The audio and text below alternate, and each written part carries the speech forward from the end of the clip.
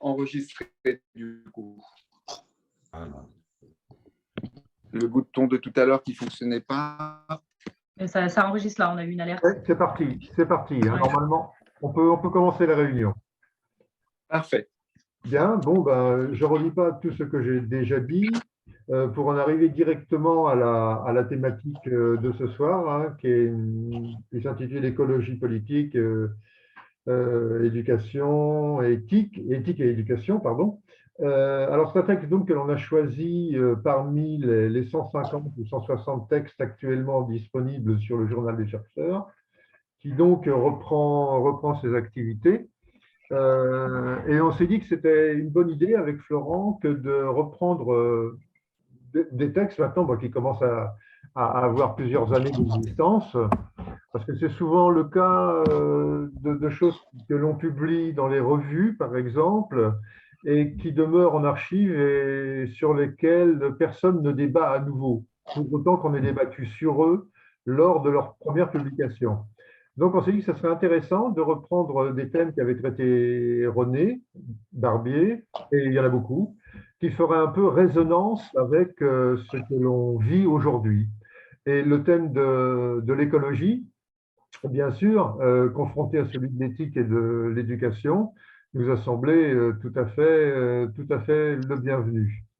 Alors, vous avez vu l'annonce, donc je ne sais pas si vous avez été lire ce texte ou pas. Oui. Mais je vais peut-être juste me contenter d'en pointer, moi, ce que je pense en avoir retenu, et ce sera ma prise de parole. Voilà. Après quoi, je laisserai la place à Florent, et puis ben, ce sera notre tour chacun. Voilà. Alors, donc, c'est un texte qui a été écrit par René pour la revue Pour, donc, en 2005, et qu'il a placé immédiatement à l'époque sur le Journal des chercheurs, et que nous avons repris nous-mêmes depuis un an pour le placer sur le nouveau journal des chercheurs. Alors, le texte, il commence par un constat qu'il faisait à l'époque. Nous sommes en 2005. Hein. En 2005, et d'ailleurs, dans l'ouverture de l'article, il parle de 6 milliards d'individus sur la Terre. Et vous voyez, nous sommes déjà 8 milliards. Hein, on se dirige tranquillement vers les 9 milliards. Donc, il y a des choses qui ont changé. Greta Thunberg n'existe quasiment pas à l'époque, elle n'est absolument pas évoquée, ainsi que le GIEC, qui est devenu extrêmement connu médiatiquement depuis ce temps-là. Donc, on voit bien déjà le décalage qu'il y a dans les informations supplémentaires que René aurait pu mettre en bas de page. Voilà, mais cela dit, il y a des choses qu'il évoque dans l'introduction qu'on a peut-être déjà un peu oubliées et qui marquaient les esprits à l'époque. Alors, c'est Tchernobyl. Alors, Tchernobyl, on ne l'a peut-être pas tant oublié que ça. Bhopal, par contre, Bhopal en Inde, on l'a peut-être davantage oublié aujourd'hui, même si ça a énormément frappé les esprits à l'époque, bien entendu. Il parle aussi de la notion de développement durable à l'époque, qu'il met en balance avec la décroissance, hein, pour laquelle on ne sait pas bien, peut-être il aurait penché en ce temps-là, René. Mais en tout cas, il y a conscience chez lui, à la fin de ce premier développement, dans l'article, que, et là je le cite, nous devons repenser totalement l'organisation politique du monde pour la refondre suivant une logique moins inhumaine. Hein, ça, c'est un peu sa profession de foi dans cet article. Une nouvelle politique économique suppose une nouvelle éthique, donc il introduit l'éthique, en liaison avec une spiritualité qui n'a plus rien à voir avec celle des religions instituées dans les pays du Nord. Alors cette spiritualité, il y revient un peu ailleurs, il parle naturellement, selon son habitude, de spiritualité laïque.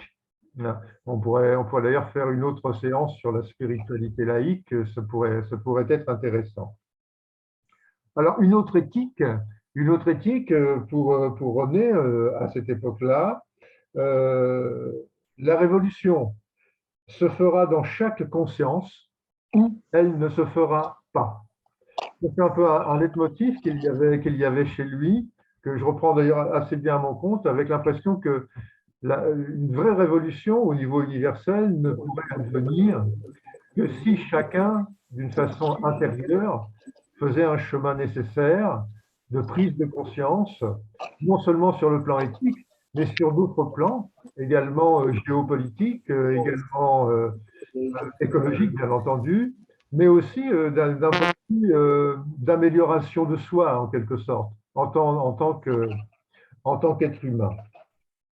Alors, après ce passage, j'essaie d'être assez bref pour ne pas perdre trop de temps. Il faudra, pour lui, cette conscience universelle, mais basée sur des multitudes de prises de conscience individuelles, ça ne pourrait éventuellement advenir qu'à la suite de quelques secousses extraordinaires, il parle de secousses extraordinaires, comme celle récente du tsunami. Alors, il parle de ce fameux tsunami hein, des années 2000, où il y a eu 300 000 morts, pour que nous comprenions enfin que le capitalisme organisé n'est pas un régime économique digne de l'être humain. Alors, je pense que là, René faisait davantage allusion aux conséquences du tsunami qu'au tsunami lui-même. Hein, depuis la nuit des temps, il y a des tsunamis qui n'ont absolument rien à voir avec le capitalisme, mais beaucoup plus à voir avec le fonctionnement de la Terre en tant que système organisé qui parfois se désorganise d'une façon géologique. Alors, pour arriver, après cette prise de conscience, à une transformation souhaitée, eh bien, il est besoin, dans l'esprit de René, de ce temps-là, d'une pédagogie transversale. Alors, pour ceux qui connaissent un peu René, hein, je vois Philippe, par exemple, Philippe Nicolas qui est là, très sensibilisé, bien sûr, à l'écologie. Salut Philippe. Mais d'autres hein, également qui ont pu le connaître. La pédagogie transversale, c'était l'un de ses chevaux de bataille, bien entendu. Et là, si vous le permettez, ben, je vais me permettre d'avancer, de reprendre les idées qu'il formulait là pour cette prise de conscience absolument indispensable. C'est 9 points qu'il reprend. Je vais les reprendre rapidement. 9 points selon lui absolument indispensables. Alors, le premier, c'est il fallait accepter l'idée d'une approche paradoxale qui exclut une cohérence habituelle en termes de logique de l'identité. Et là, il fait allusion à Cornelius Castoriadis. Cornelius Castoriadis, je pense que le nom vous dit quelque chose, hein, c'est le philosophe économique, psychanalyste, etc., que l'on a bien connu, qui est à l'origine même des recherches les plus poussées et les plus intéressantes sur l'imaginaire, la production de l'imaginaire. Et il fait également allusion à Krishnamurti aussi. Et pour René, c'était un exercice assez commun à cette époque-là de mettre en parallèle et de faire se confronter, se dialectiser ensemble Krishnamurti et Cornelius Castoriadis. La deuxième idée, c'était l'idée que la sensibilité est une valeur à découvrir. Hein, la sensibilité, c'est toutes nos facultés sensorielles qui sont en rapport avec le monde et en rapport avec l'écologie. En rapport avec l'écologie, c'est-à-dire l'écologie avec le monde sous toutes ses manifestations, sous toutes ses formes. Le troisième point, alors je vais assez vite parce qu'il y en a pas mal. Le troisième point, c'est qu'il faut l'idée d'une conjonction incontournable et paradoxale entre l'usage de la pensée et une manière de l'oublier qu'on appelle méditation. La méditation, c'est à nouveau un point fort chez René en ce temps-là. Alors, la méditation dont il s'inspire, c'est aussi bien celle des sages de l'Antiquité que celle de l'Asie, que celle que l'on peut trouver de façon plus moderne, développée dans le cadre du développement personnel, par exemple. Et là, il y a une phrase que j'ai soulignée, seule la reconnaissance d'un statut ontologique à la non-pensée et à la méditation pourra provoquer l'invention de formes de sociabilité permanentes pour son expression. C'est comme si la raison seule, la rationalité seule, ne permettait pas véritablement dans l'esprit de René, de déboucher sur de nouvelles formes, de nouvelles inventions de formes plutôt, du vivre ensemble. Donc, nécessité de la médiation, de la mise en suspens, de notre raison raisonnante, mais pas son annulation, surtout pas son annulation, juste sa mise en suspens. Le quatrième point, c'est la nécessité d'une liaison fondamentale entre l'imaginaire et la pensée. Alors, c'est un peu la même idée, sauf que là, il met le doigt sur la nécessité de relier les deux. Vraiment que les deux soient liés d'un ensemble et soient pensés simultanément. Le point 5, pour avancer vite, la reconnaissance de la relativité du temps, et de l'espace. À savoir que le temps méditatif, venant par exemple dialectiser le temps fragmenté de la logique productiviste. Il est évident que dans nos quotidiennetés de notre modernité, il est bien difficile d'entrer dans des phases de méditation telles que les suggérait René. Il y a besoin de moments d'espace. C'est vrai que l'espace est important, les volumes dans lesquels on se tient, ne serait-ce que les pièces d'habitation, etc., et le temps. Là également, une suspension du temps un peu agité que l'on connaît dans nos vies habituelles. Le sixième point, c'est affirmation pleine et entière d'un univers vivant où tout est relié et où chaque élément détruit ou endommagé contribue à la destruction de la totalité. Alors ça, c'est une réflexion très maurinienne d'Edgar Morin, que l'on trouve chez René, à savoir que l'effet papillon, quoi. Si l'on touche à une seule partie de l'ensemble, ne serait-ce que d'une infime façon, c'est l'ensemble de toutes les parties qui est altéré, en quelque sorte. Et il n'est pas forcément altéré d'une façon positive. Il peut être altéré, bien entendu, d'une façon négative. Le septième point, affirmation de l'autonomie de la personne et de la société dans une perspective démocratique. L'autonomie, c'était un des leitmotifs de Castoriadis, que reprend à son compte volontiers René Barbier, non seulement dans cet article, mais dans d'autres articles. Alors, autonomie bien comprise, à savoir qu'elle ne met pas de côté l'hétéronomie, et qu'elle ne peut advenir justement que si l'hétéronomie est correctement dialectisée, avec notre besoin et notre soif d'autonomie. Le point 8, j'en arrive bientôt à la fin, l'émergence d'une visée éducative planétaire qui prendrait pour axiomatique centrale la croissance et l'élucidation en vue d'atteindre un degré suffisant, quoique inachevé, de lucidité sur le jeu de la vie psychique et sociale. Là, c'est ni plus ni moins une transformation de l'être humain mondialisé, et mondialisé dans tous les sens du terme, à laquelle il est fait appel. Et il y a cette question d'inachèvement qui était aussi un point fort chez René, qui revenait très très souvent. L'inachèvement, c'est une notion qui nous vient de Paris 8 très directement, de Georges Lapassade, avec l'inachèvement de l'homme. Et même s'il n'y avait pas toujours des échos absolument profonds de Lapassade chez René, malgré tout, ils affleuraient tout de même ici et là. Donc, dans ce point 8, où il est question de l'inachèvement. Et j'en termine avec le point 9. Il faudrait une ouverture au sans-fond, avec un trait d'union entre le sans et le fond, comme source de tout imaginaire et de toute réalité. Jeu d'énergie infinie et tramé ou implié dans un envers qui touche son déroulement dans un endroit, accueillant que seuls les hommes doivent inventer à partir d'eux-mêmes et par eux-mêmes. Alors, le pliement, le repliement, je pense qu'il avait pris ça dans cet article à Deleuze. La logique du pli, ça nous vient de Deleuze. Et je pense qu'il l'a repris là. Quant au sans-fond, le sans-fond, je pense qu'il l'avait repris aussi à Castoriadis, où Castoriadis parle de chaos, abîme, sans fond. Donc, je pense que ça vient de là. Donc, c'est 9 points pour René, et j'en termine là.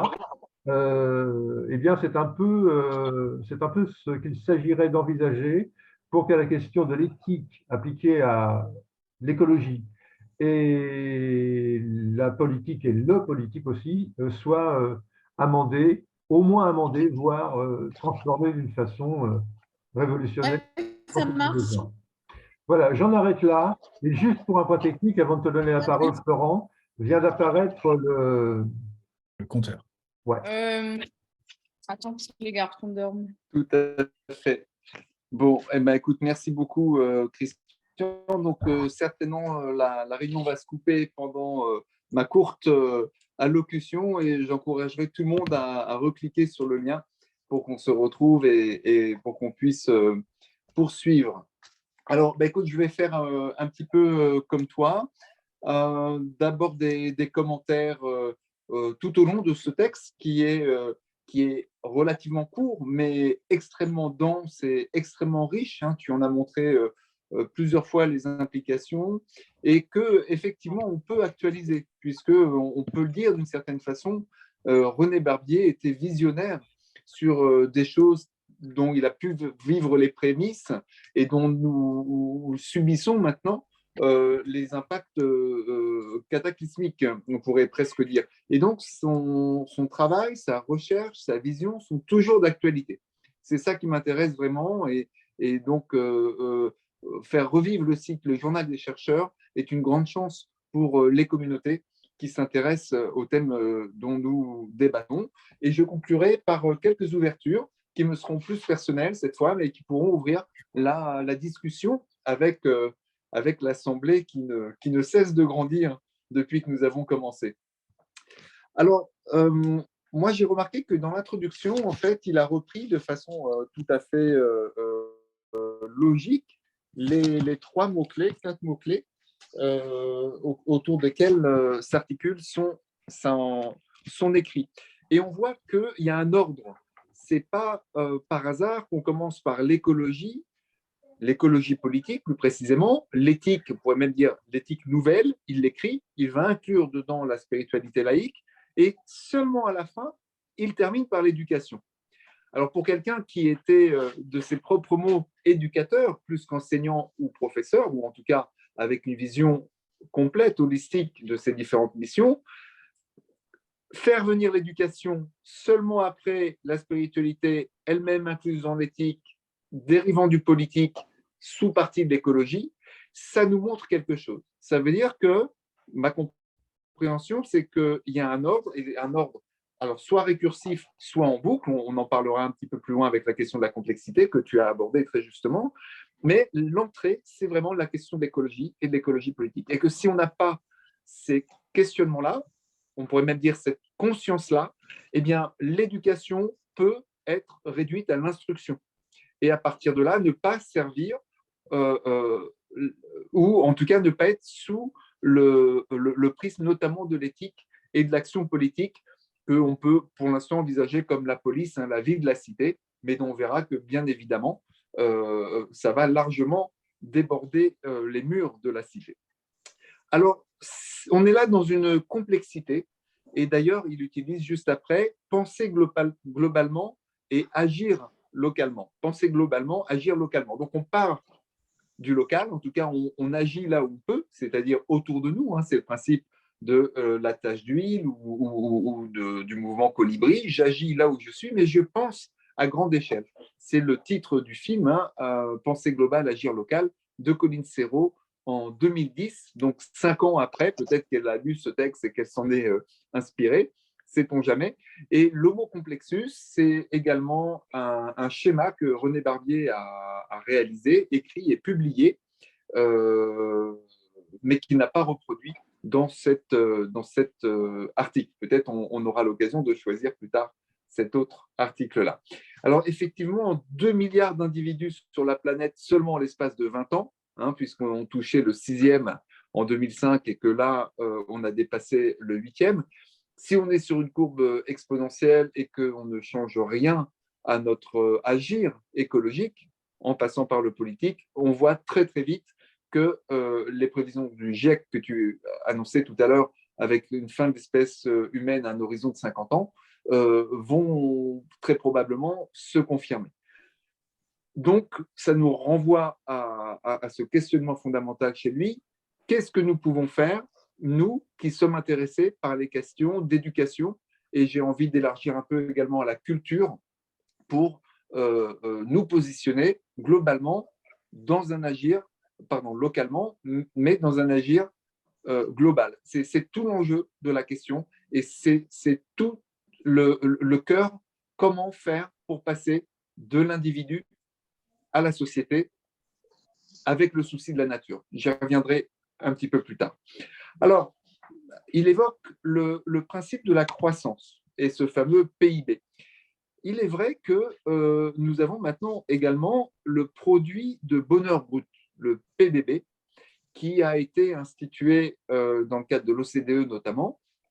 Alors, je ne sais plus de quand date ce premier indice, mais voilà un autre indice qui vient contrebalancer le premier, le PIB, qui est essentiellement économique, celui de la croissance économique, et se dire que nous choisissons nos référentiels.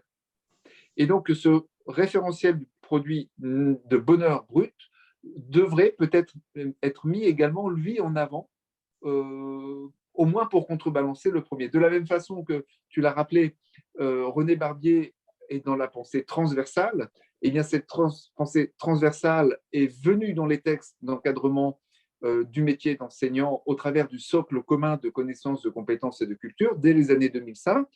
Et donc, il est venu enrichir l'approche disciplinaire qui jusque-là était toute puissante et qui nous a amenés dans ces confrontations que, selon certains auteurs, j'y reviendrai en conclusion, que nous connaissons maintenant.